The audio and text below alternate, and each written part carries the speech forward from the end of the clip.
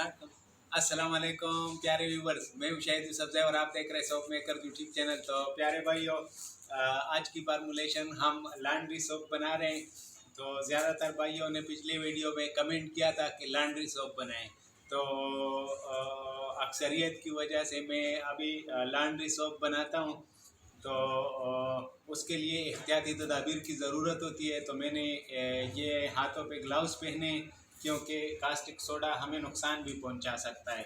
और ये ऐनक भी लगाएंगे आंखों पे, और साथ में मास्क भी ज़रूरी होना चाहिए। तो ये चीज़ें लगा लें और उसके बाद आप शुरू करेंगे। तो चलते हैं नेक्स्ट स्टेप की जाने। तो प्यारे भाइयों, सबसे पहले हम डालेंगे NaOH, जिसे कास्टिक सोडा भी कहते हैं।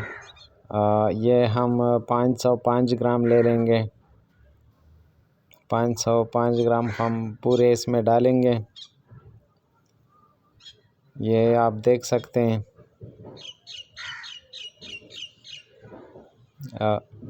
इसके बाद हम इसमें पानी डालेंगे। 970 ग्राम हम पूरा पानी डालेंगे।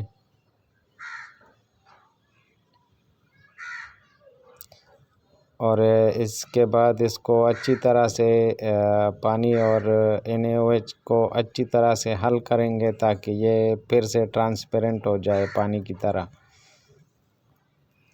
ये आप देख सकते हैं 970 ग्राम हमने डाला है। प्यारे भाइयों, वीडियो आखिर तक देखना है। इसमें मैं कुछ इस वीडियो में ख़ास बातें करने वाला हूँ, तो वो आप मिस ना कर सकें। ये हमारा जो टालो है बीफ वाला, तो वो 2100 ग्राम थी, और 1050 ग्राम हम बनस्पति घी इसमें डालते हैं। ये आप देख सकते हैं 1050 ग्राम हम पूरा लेंगे बनस्पति घी। इसके बाद हम कोकोनट ऑयल डालते हैं। 350 ग्राम हम कोकोनट ऑयल डालेंगे। ये 350 ग्राम जो कोकोनट ऑयल हम डालते हैं, ये 10% के हिसाब से आता है। तो 10% इस फार्मूलेशन में हमारा कोकोनट ऑयल है, 30% हमारा बनस्पति घी है। और इसको हमने गरम किया ऑयल को, आपने देख लिया है। वीडियो को मैं जल्दी तेज़ करता हूँ। इसमें बाटल में डालेंगे, प्लास्टिक के बाल्टी में। वो जो हमारा सारा ऑयल था, इसको हमने 110-15 डिग्री तक गरम किया है। अभी इसमें हम वो कास्टिक सोडा डालेंगे, ये आप देख सकते हैं। तो प्यारे भाइयों, ये बात आपको बतानी थी, और ये ज़रूरी भी है, क्योंकि ज़्यादातर भाइयों को पता नहीं होता। जो कपड़े धोने वाला साबुन होता है, या नहाने वाला साबुन होता है, या इसके अलावा दूसरे किस्म के साबुन होते हैं चेहरे धोने वाले, तो ये सारे फीटीमीटर्स पे मुनहसर होते हैं। तो इसकी सारी जो क्वालिटी है, वो फीटीमीटर पर मुनहसर करता है। तो फीटीमीटर्स के मेरे चैनल्स पे बहुत वीडियोस भी है पड़े हुए हैं, तो आप उसको भी देख सकते हैं। इसको हम अभी अच्छी तरह मिक्स करते हैं। तो बात हम कर रहे थे कपड़े धोने वाले साबुन या नहाने वाले साबुन।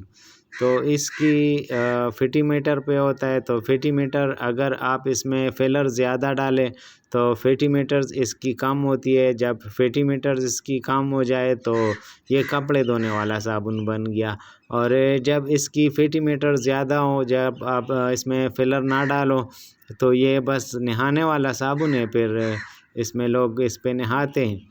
तो ज़्यादातर अभी जो छोटे फैक्ट्रियाँ हैं, वो सारे फिलर्स डालते हैं, और उससे वो फीटीमीटर्स को ख़राब करता है, और वो नहाने वाले साबुन से कपड़े धोने वाले साबुन बनाते हैं। तो इसमें आप सोडियम सिलिकेट भी डाल सकते हैं 1 kg 1200 ग्राम तक। मैं तो सिर्फ सिलिकेट डालूँगा। और इसमें आप टाल्कम पाउडर भी डाल सकते हैं। टाल्कम पाउडर भी 1 किलो 1200 ग्राम तक आप डाल सकते हैं। तो मैं टाल्कम पाउडर नहीं डालता इसलिए कि मैं एज ए फिलर में इसमें मेरे पास थोड़ी पीजी पड़ी हुई है प्रोपेलिन ग्लाइकोल, और तो वो मैं डालूँगा साथ में थोड़ा सा, और कि थोड़ी ट्रांसपेरेंसी भी रहे इसमें।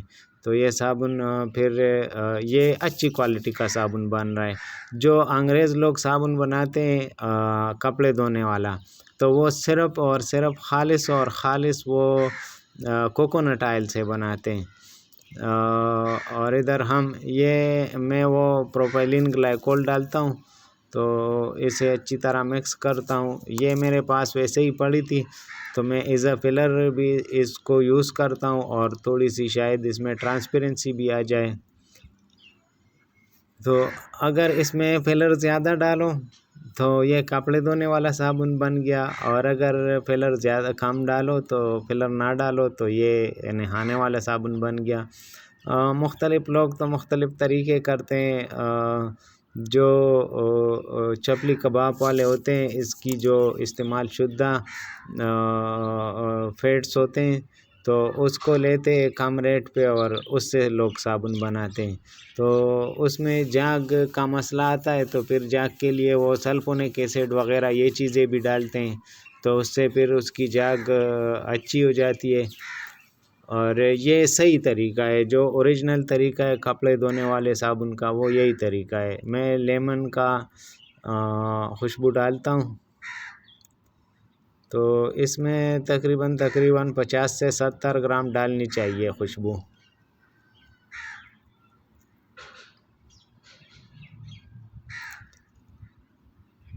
तो बात असल में यही होती है।